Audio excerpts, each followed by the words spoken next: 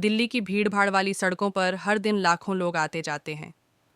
हर किसी के पास अपनी चिंताएं, अपने सपने और अपनी परेशानियां हैं। कोई जल्दी में है, कोई थका हुआ है और कोई जिंदगी से हार चुका है। ऐसे ही एक शाम मेट्रो स्टेशन के बाहर भीड़ से भरी सड़क किनारे एक बुजुर्ग व्यक्ति गिर पड़ा। लोगों की नज़र पड़ी, कुछ पल ठहरे, फिर आगे बढ़ गए। किसी ने सोचा, शायद शराब पीकर गिरा है। किसी ने कहा, ये तो रोज़ होता है। लेकिन किसी ने हाथ नहीं बढ़ाया। इसी बीच वहाँ से एक 26 वर्षीय युवक रवि गुजरा। नौकरी से घर लौट रहा था, थका हुआ था, जेब में पैसे भी बस महीने भर गुजारा करने के लिए थे। मगर उसने जैसे ही बुजुर्ग को सड़क पर गिरा देखा, दिल कांप उठा। वह दौड़कर बुजुर्ग के पास पहुंचा, पानी की बोतल निकाली और उनके होठों से लगाई। बुजुर्ग बेहोश थे। रवि ने आसपास खड़े लोगों से कहा, भाई जरा मदद करो, एम्बुलेंस बुला लो। लोग फिर भी चुप रहे। किसी ने मोबाइल निकालकर वीडियो बनाना शुरू कर दिया। आखिरकार रवि ने खुद ही बुजुर्ग को अपने कंधे पर उठाया और रिक्शा रोककर उन्हें नज़दीकी अस्पताल ले गया। अस्पताल पहुंचकर डॉक्टर ने बताया कि बुजुर्ग को हार्ट अटैक आया है, तुरंत इलाज की ज़रूरत है। रिसेप्शन पर नर्स ने रवि से कहा, भाई साहब, पहले एडवांस जमा करना होगा, तभी इलाज शुरू होगा। रवि हक्का बक्का रह गया। जेब में बस 500 रुपये थे। उसने नर्स से कहा, मैडम, मेरे पास अब भी पैसे नहीं हैं, लेकिन इनकी जान बचा लो। मैं गारंटी देता हूँ, जो भी खर्चा होगा मैं भरूंगा। नर्स ने साफ मना कर दिया। रवि को गुस्सा आया, आंखों में आंसू भर आए। उसने जोर से कहा, क्या इंसान की जान पैसों से बढ़कर नहीं है? अगर आपके पिता होते तो भी आप एडवांस मांगते। उसकी आवाज़ इतनी भावुक थी कि डॉक्टर खुद बाहर आ गए। उन्होंने रवि की आंखों में झांका और कहा, पैसे बाद में देख लेंगे, पहले इलाज करो। इलाज शुरू हुआ। कुछ घंटों बाद बुजुर्ग की जान बच गई। अगली सुबह बुजुर्ग होश में आए।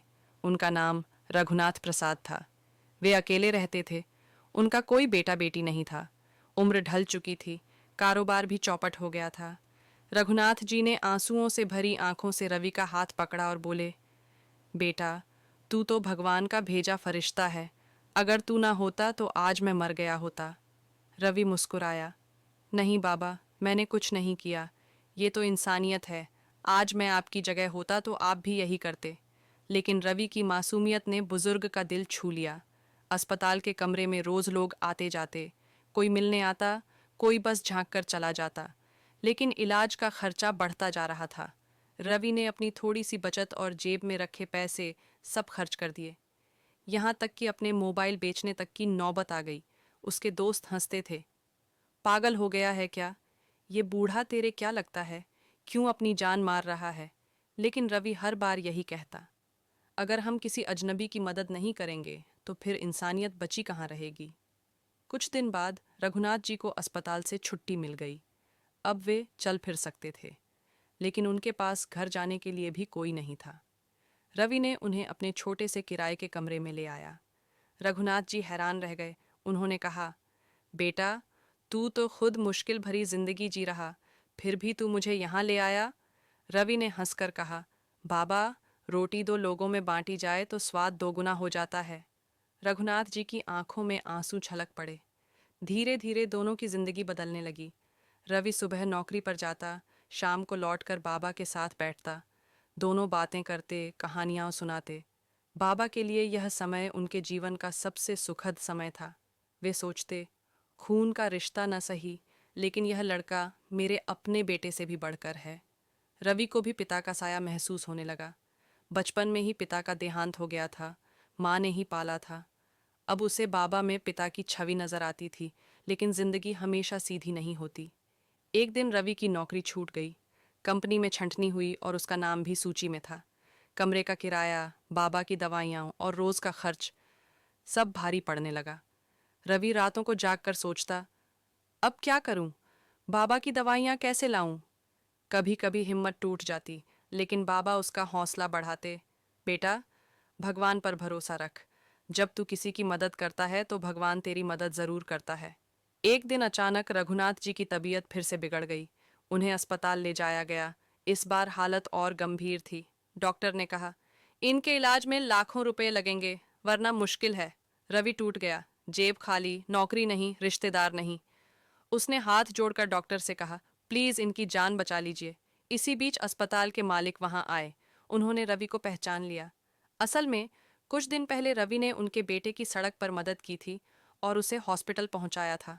मालिक ने तुरंत कहा, रवि बेटा, चिंता मत करो, इनका पूरा इलाज हमारी तरफ से होगा। रवि की आंखों से आंसू बह निकले। सच में इंसानियत लौट कर आती है। इलाज के बाद बाबा की हालत सुधरी, लेकिन वे जानते थे कि अब उनका अंत दूर नहीं। एक दिन उन्होंने रवि का हाथ पकड़कर कहा, बेटा, मेरे पास तुम्हें देने के लिए कुछ नहीं है, बस ये आशीर्वाद है कि तेरी जिंदगी खुशियों से भरी रहे। तूने मुझे इंसानियत का असली मतलब सिखाया। कुछ हफ्तों बाद बाबा ने शांत मन से अंतिम सांस ली। रवि बहुत रोया, लेकिन उसके दिल में संतोष था। उसने एक अजनबी को अपनाया और आखिर तक उसका साथ निभाया। बाबा के जाने के बाद रवि ने ठान लिया कि वह इस इंसानियत की मशाल को आगे बढ़ाएगा। उसने छोटी सी एनजीओ बनाई, इंसानियत की मिसाल। अब वह गरीबों, अनाथों और बुजुर्गों की मदद करता।